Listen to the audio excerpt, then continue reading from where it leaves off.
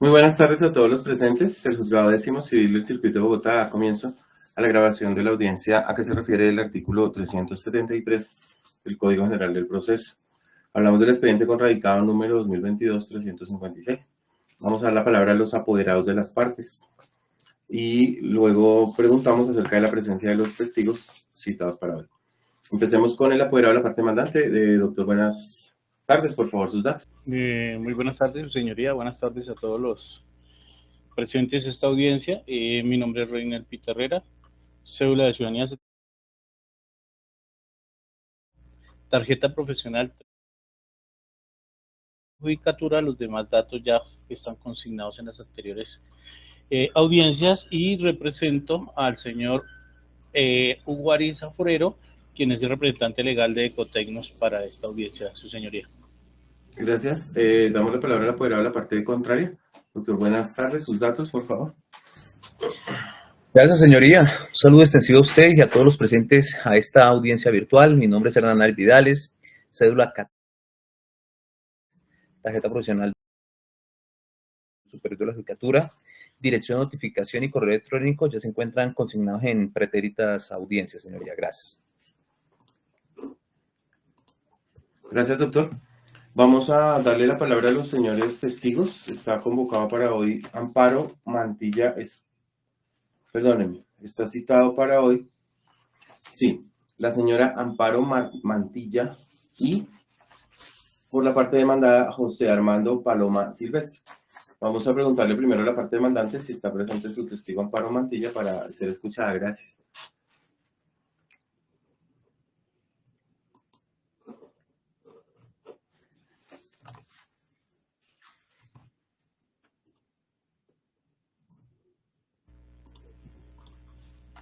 Su señoría, no entendí. La señora Amparo Mantilla es a la persona que yo estoy citando como para interrogatorio, pero es de la parte accionada. Ah, correcto. Y el testigo José Armando Paloma. También es de la parte accionada. Sí, señor. Correcto. Bueno, yo de pronto el acta quedó mal porque dice que por la parte demandante se decreta de Amparo Mantilla y de la parte demandada José Armando Paloma, entonces el acta tal vez tiene algún error. Pero bueno, cualquiera de ellos, si la señora Amparo está, pues parece ser que no. El señor José Armando, doctor Hernán. Señoría, el testimonio solicitado por nosotros fue el de José Armando Paloma. El testimonio de que desistimos de la práctica del mismo, señoría. Gracias. Ah, bueno, doctor, muchas gracias. Entonces, teniendo en cuenta la manifestación de desistimiento de la declaración de José Armando Paloma, pues se admite toda vez que ella no se ha recepcionado. Y pues respecto de la señora Amparo Mantilla, pues no se hizo presente, de manera tal que se prescindirá de ella y continuamos adelante el curso de la audiencia y del proceso común y corriente. Teniendo en cuenta que no hay pruebas por practicar en la audiencia de hoy, habían dos declarantes, ninguno está presente. Bueno, uno no vino, el otro se desistió. Entonces, me parece que declaremos cerrada y terminada la etapa instructiva de este asunto. O sea, ya no hay más pruebas por recaudar. Y tampoco se ve necesario decretar pruebas de oficio. Así las cosas, pues simplemente damos la palabra otra vez a los señores apoderados, pero en esta ocasión para que presenten sus alegatos de conclusión. Comenzamos por la parte actora y recordemos que la intervención en su duración no excederá de 20 minutos como máximo. Comencemos con la intervención, doctor Reynel. Son las 2 de la tarde y 46 minutos. Muchas gracias, lo escuchamos.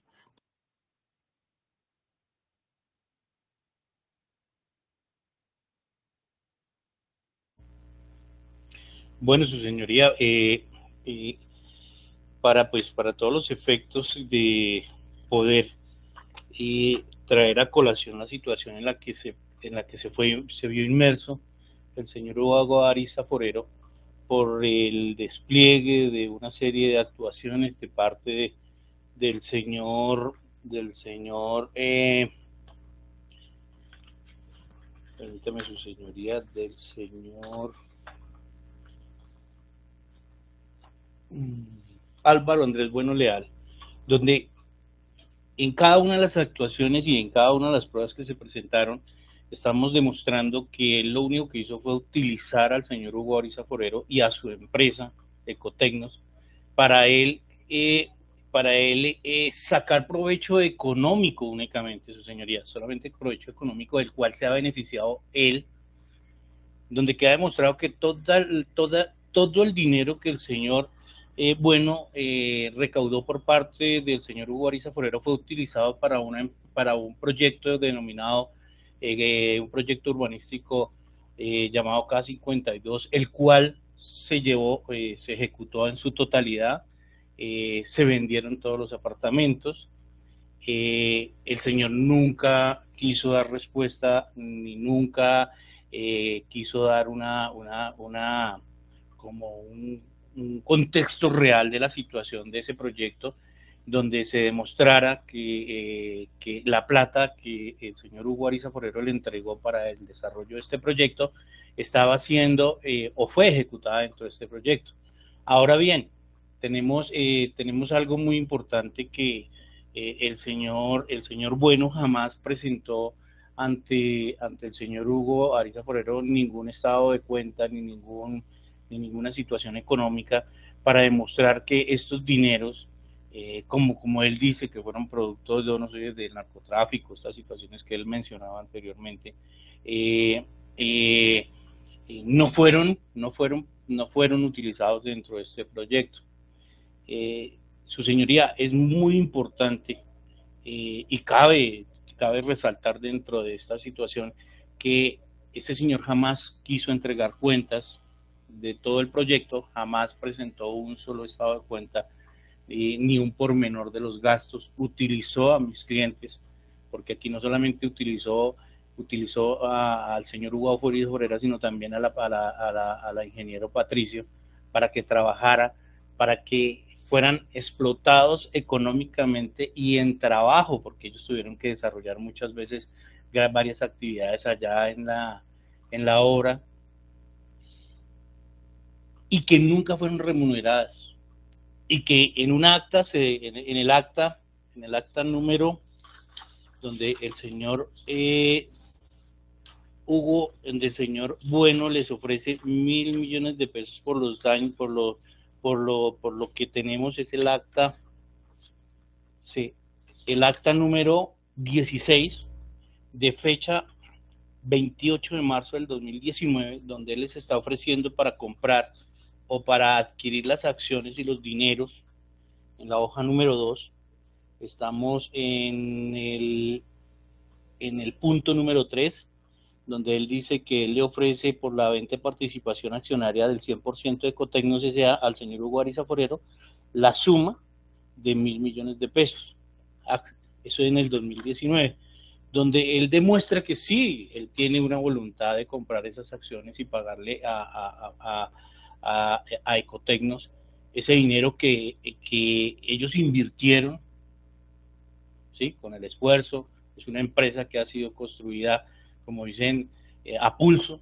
Son arquitectos, son ingenieros. El señor Bueno no tiene pues experiencia en nada de la construcción. Podemos demostrar que él nunca tuvo nada que ver con la construcción. El patrimonio que él tenía no daba para que él tuviera el patrimonio que él dice que tuvo 1.600 millones de pesos para iniciar este proyecto. Él tenía un lote ahí en Galerías que no valía más de 600 millones de pesos. Todo el dinero producto de este proyecto, para el impulso, para sacar este proyecto adelante, fue puesto por Ecotecnos, por el señor Hugo Ariza Forero, y está demostrado en las pruebas que se presentaron.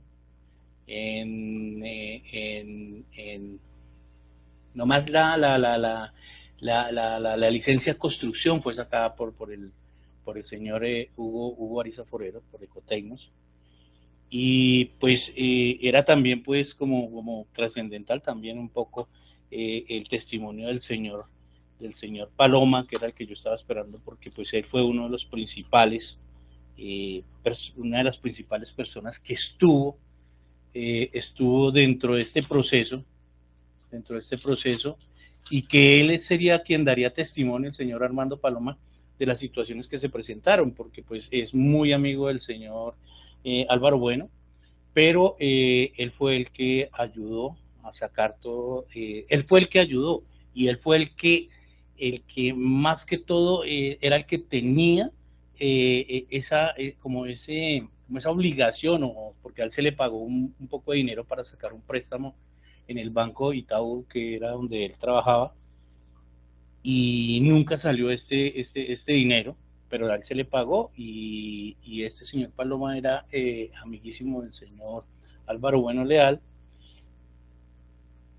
y de ahí se desprendieron esta serie de situaciones donde estamos diciendo que se le pagaba, salía plata solamente de Ecotecnos, porque el señor Álvaro Bueno jamás tuvo un capital que pudiera respaldar esta situación de la construcción del proyecto K52, su señoría.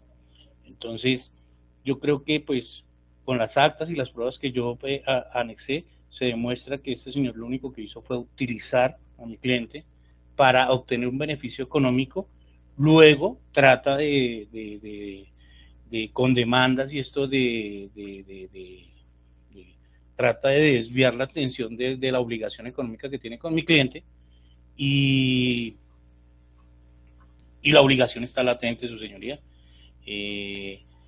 Tenemos pues las pruebas, vuelvo y luego ya las presentamos, y pues lo único que yo quiero, su señoría, es que este señor Álvaro Bueno Leal simplemente sea una persona consciente de que si el señor Ecotecnos y Hugo Ariza y la doctora Patricia no hubieran hecho o no hubieran intervenido, él nunca hubiera sacado ese proyecto avante y nunca lo hubiera llevado a feliz término. Yo creo que con eso ya tengo mi intervención, su señoría. Gracias, doctor, muy amable. Damos la palabra a la poder a la parte contraria. Son las 2:54, doctor, lo escuchamos, gracias.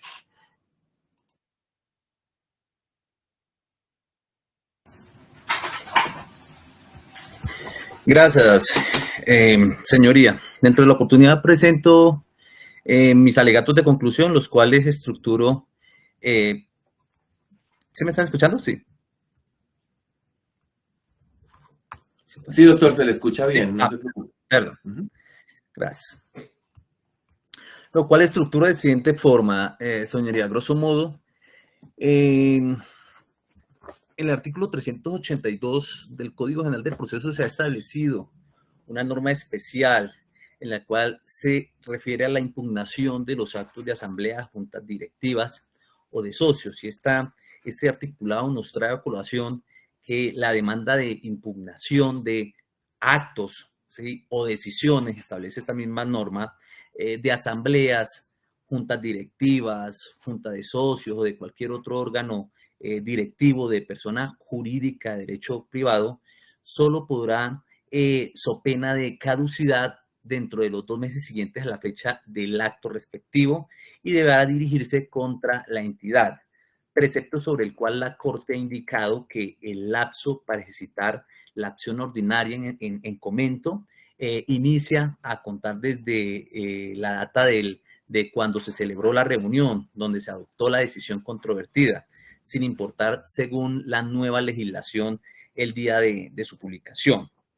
La parte demandada en su demanda, señor juez, fuera de ser una demanda extensa frente a unos hechos que no se concretan el objeto de sus pretensiones, lo cierto es que como socio de la sociedad aquí demandada tiene a su alcance unos mecanismos procesales y legales cuando ve afectado su derecho como socio. Para ello, nuestro ordenamiento procesal ha establecido que se puede impugnar los actos o decisiones de la asamblea, y para ello la ley del artículo 382 del Código General del Proceso ha establecido ese mecanismo en el cual un socio puede solicitar, so pena de esa caducidad, su inconformidad frente a determinadas decisiones que se afectan. Así las cosas, observe cómo la parte demandante se aqueja de ciertas decisiones sobre las cuales nunca puso en conocimiento de la sociedad, pues además de haber estado presente en las asambleas del 28 de marzo del 2019, nunca manifestó nada al respecto, más aún manifestó su intención de vender sus acciones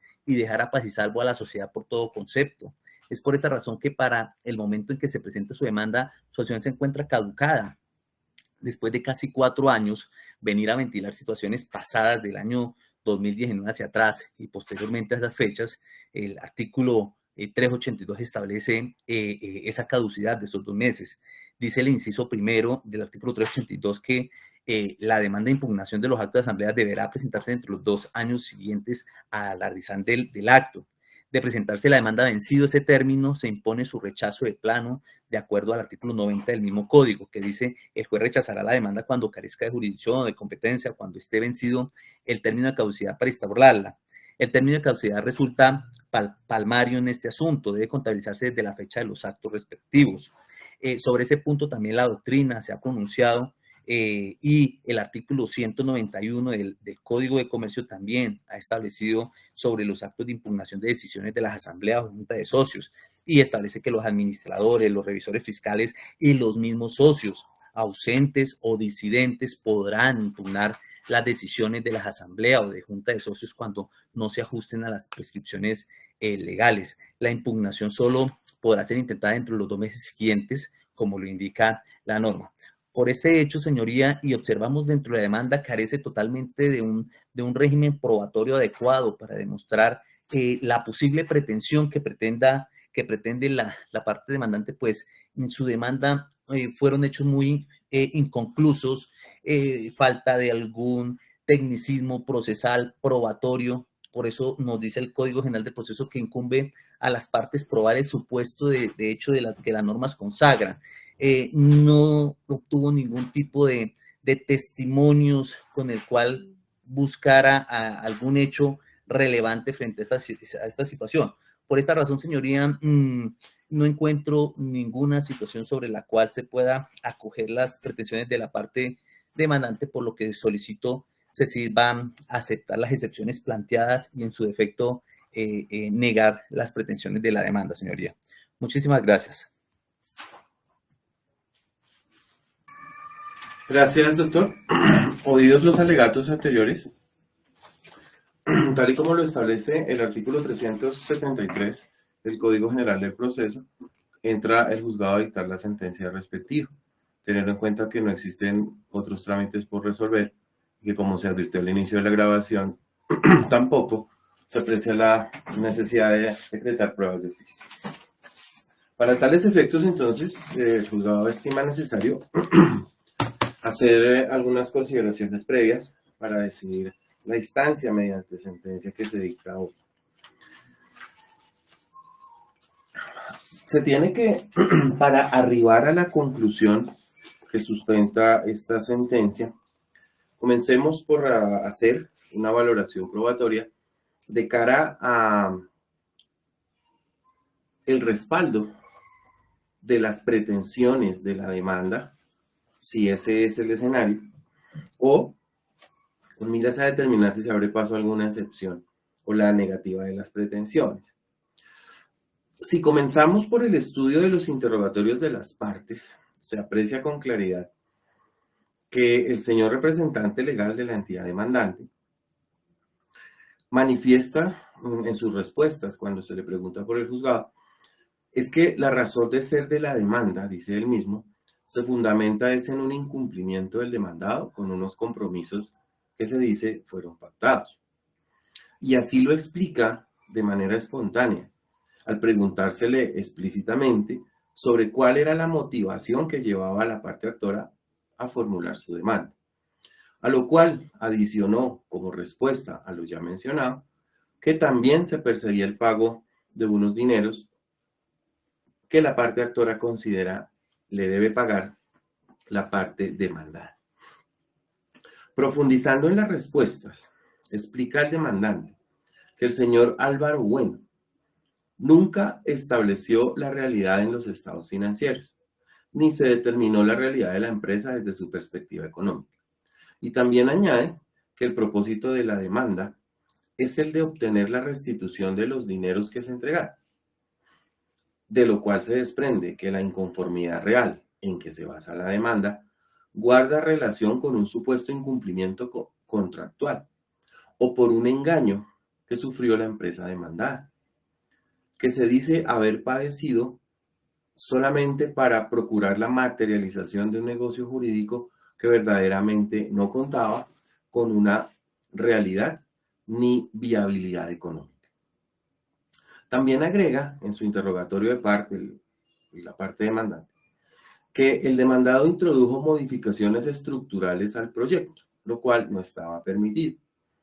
Esto lo dice para insistir en un hipotético incumplimiento del contrato como causa real y definitiva para intentar la presente acción. Agrega el declarante que le entregó al señor Álvaro Bueno una suma cercana a los 160 millones de pesos representados en moneda extranjera. Lo mismo que la suma de 130 millones de pesos que resultaron de una negociación de un inmueble, sobre lo cual refiere que cuenta con todos los soportes de las transacciones, insistiendo acerca de la situación por la cual se le entregaron diferentes sumas de dinero al negocio jurídico que se propuso con la parte demandada. Al momento de finalizar la intervención, recalcó que el objetivo de la demanda es que se devuelvan los dineros y que se reconozca el cumplimiento contractual de su parte y a su vez el incumplimiento de la parte demandada en el que se incurrió. Al mismo tiempo, reconoce haber recibido ayuda al momento de contestar las preguntas, conforme se observó en la grabación y le fue preguntado por el juzgado antes de finalizar su intervención. Por su lado, el representante legal de la entidad demandada reconoce que entre el año 2008 y 2012 tuvieron un vínculo contractual con el representante legal de la entidad demandante y explica que se pretendió asociar con la empresa demandante a efecto de desarrollar unos proyectos inmobiliarios en la ciudad de Bogotá. Agrega que luego de varios acuerdos verbales, la parte actora incumplió sus compromisos, toda vez que la intención era que la empresa demandante participara como accionista dentro de dichos proyectos. Sin embargo, la contraprestación para tal efecto nunca se cumplió, al punto de que para la fecha de la audiencia inicial en este proceso, manifiesta que aún se tiene la deuda pendiente y que justamente por la existencia de dicha deuda es que se vio imposibilitado el demandante para emprender la acción de impugnación de actos societarios. A instancia del apoderado de la parte demandante, quien interroga sobre si los dineros recibidos fueron decisivos para la ejecución del proyecto, el representante legal de la demandada explica que si bien es cierto se hicieron algunos aportes, estos no fueron pagados en su totalidad, conforme a la situación ya explicada. Para este juzgado, la acción impetrada no resulta procedente, toda vez que en el fondo del asunto, la problemática jurídica discutida por los litigantes refiere exclusivamente a un supuesto incumplimiento contractual del contrato de sociedad o del proyecto de contrato de sociedad, en el cual se dice haber incurrido la parte demandada, cuando ésta al parecer engañó al representante legal de la empresa demandante para hacerlo participar de un negocio inviable o con cifras y contabilidades maquilladas para también hacerlo incurrir en la erogación de dineros destinados al proyecto, que a todas luces, según la tesis de la parte demandante, resultaba inviable. Y ello trae como consecuencia que el conflicto que verdaderamente se ha descubierto es el de un supuesto incumplimiento o también como una especie de dolo con el que se dice actuó la parte demandada para engañar con un negocio ficticio al demandante, lo cual está muy distante de un asunto de orden societario en el cual deba revisarse la validez o no de los actos de las entidades de derecho privado o las decisiones que se adoptaron por los órganos de gobierno de la sociedad, que es lo que se dijo en la demanda era justamente la motivación de la acción pretendida. Obsérvese que en el texto introductorio no se hace referencia a incumplimientos contractuales, o si se hace como complemento de unas decisiones anteriores sobre la nulidad de las decisiones.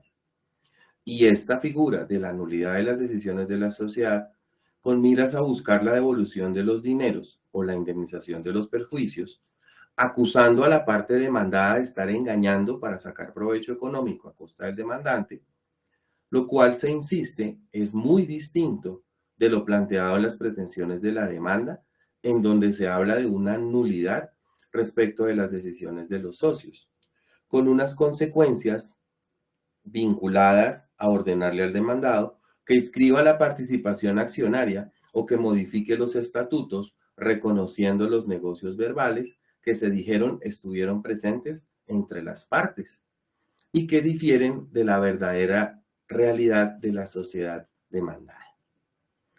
Ante semejante panorama, se puede concluir con facilidad que se confundió la acción de nulidad o de impugnación de los actos de asambleas, juntas directivas o de socios, con este proceso declarativo, en el cual, acudiendo a una supuesta nulidad de las decisiones, se le debería ordenar al demandado reconocer unos acuerdos verbales o unos actos jurídicos consensuales en los cuales se le dé participación a la empresa demandante, y además de ello se está confundiendo los otros conceptos como de indemnización de perjuicios o la obligación que debe supuestamente ordenarle el juez al demandado de inscribir una verdadera y real composición societaria o accionaria, incluyendo una variación en sus estatutos sociales. Toda la actividad probatoria de la parte actora se concentró en establecer incumplimientos contractuales o en determinar el dolo y la mala fe del señor demandado o representante de la entidad demandada. Al respecto, pues hacemos énfasis en lo que estableció el apoderado de la parte demandada en sus alegatos de conclusión, resaltando la necesidad de cumplir con la carga de la prueba. Al respecto, no obra prueba de ninguna naturaleza sobre ese dolo, mala fe o cualquier otra situación, que si bien obedece o puede obedecer a un incumplimiento contractual, ese no es el objeto de este proceso, porque aquí lo que aquí se demandó fue una nulidad de decisiones societarias, cuestión bien distinta de lo que plantearon los litigantes en sus demanda y su contestación. Es claro entonces que de conformidad con la ley comercial, si alguno de los socios se encuentra en desacuerdo con las decisiones adoptadas por los órganos de gobierno y la sociedad se ha facultado para intentar las acciones de impugnación de actos de asambleas, juntas directivas o de socios, a que se refiere el artículo 382 del Código General del Proceso, que es la acción prevista justamente para discutir las decisiones de los órganos directivos de las entidades allí mencionadas, incluso con la posibilidad de reclamar también la suspensión provisional de los efectos de las mismas. Por lo que se reafirma que la acción aquí presentada, desde luego, carece de todo fundamento fáctico y se confunde el sentido de la nulidad de las actas y decisiones con los perjuicios que eventualmente se hubieran podido ocasionar. Pero con independencia de haberse elegido una vía procesal inadecuada y de haber diseñado la demanda como si se tratara de un proceso declarativo de mayor cuantía, en la cual se mezcla el concepto de la nulidad de las decisiones de las asambleas con una responsabilidad, si se quiere llamar de orden contractual, encaminada a la reparación o indemnización de los perjuicios que dice la parte demandante haber sufrido por culpa del demandado. Lo cierto es que no se cumplen las condiciones mínimas para predicar la nulidad de las decisiones, pues como se ha reiterado y es confesado por el propio representante legal de la entidad demandante, la verdadera inconformidad consiste en un supuesto engaño, que a la postre trae como conclusión el incumplimiento de un proyecto de negocio jurídico que entre los representantes legales de las empresas vinculadas en este asunto se habían propuesto a partir de unas conversaciones en las cuales se dice la parte demandada reflejó una capacidad económica y un futuro prometedor para unos proyectos que según la demanda nunca fueron ciertos. Se observa entonces que la demanda se basa en un supuesto engaño o dolo sufrido por la parte demandante. Y si esa es la tesis, tampoco se abriría paso a la procedencia de las pretensiones, toda vez que en materia civil, en el derecho privado, el dolo o la mala fe de la parte demandada debió probarse, y dentro del expediente no habrá prueba de ninguna naturaleza que allí lo demuestre.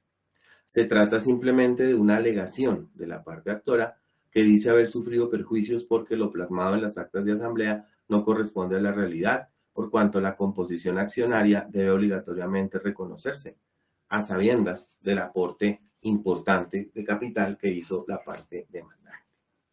Si ese hubiera sido el panorama, la demanda debía encaminarse a determinar que efectivamente se hicieron los aportes, cosa que se acreditó según se ve en el proceso, y que de manera incumplida se actuó por la parte demandada y pese a haberlos recibido, pues efectivamente no cumplió con lo que prometió.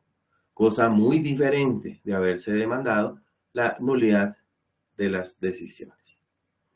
Por lo demás, no existe ninguna otra prueba documental que diga relación frente a la situación de la nulidad de las actas, volviendo a tener presente que la acción presentada no se compadece ni con la clase de proceso ni con la realidad fáctica del conflicto entre las partes.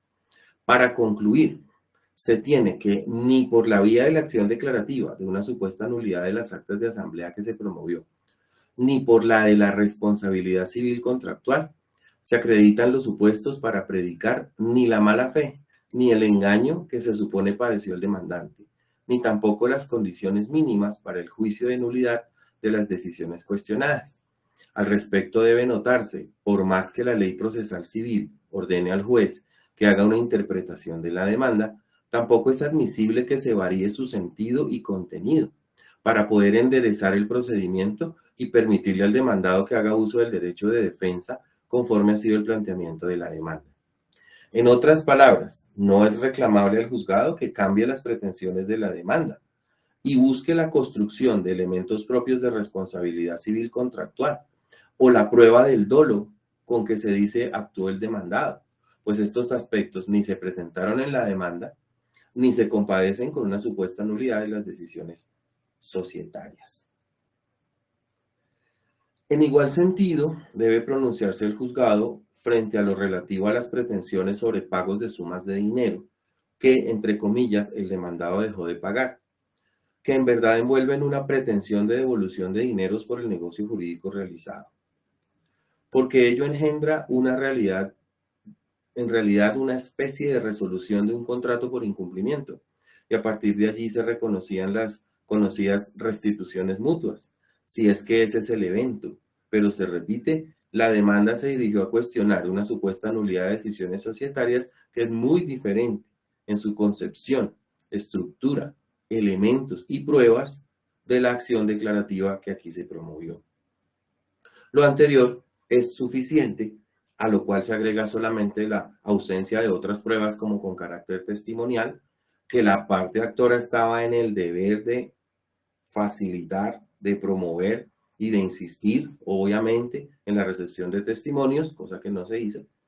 Y con ello, pues queda claro que el panorama jurídico y probatorio no puede ser otro que el de negar las pretensiones de la demanda, como efectivamente se decide en la parte resolutiva del acta, que queda de la siguiente manera.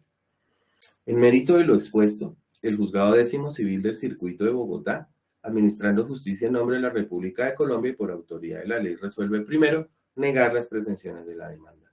Segundo, condenar en costas a la parte demandante, incluyendo como agencias en derecho la suma de 30 millones de pesos. Tercero, disponer el archivo de la actuación una vez cobre ejecutoria la presente providencia. Esta es la sentencia que le pone fin al debate, al menos en su primera instancia, la misma que es notificada por estrados a los señores apoderados. Comencemos con darle la palabra al apoderado de la parte demandante. Doctor, lo escuchamos, gracias. Sin objeción, su señoría. Gracias, doctor. Damos la palabra al apoderado de la parte contraria. Conforme, señoría, con la decisión. Gracias. Muchas gracias, doctores. Hemos dictado la sentencia que terminó el proceso. La misma fue notificada por estrados y se entiende en firme toda vez que contra ella no se pronunció ningún recurso. En ese orden de ideas, damos finalización a la audiencia porque no es más lo que se tiene que decir en este proceso. Se termina la grabación en este momento, que son las 3 de la tarde y 16 minutos del día 7 de diciembre de 2023. Agregamos la grabación al expediente y remitimos copias a los señores apoderados una vez se integre la grabación al proceso y se les pueda remitir sin ningún contratiempo. Muchas gracias a todos. Terminamos la audiencia. Que tengan buena tarde. Ya nos podemos retirar. Muy amables a todos. Buenas tardes. Gracias, señor.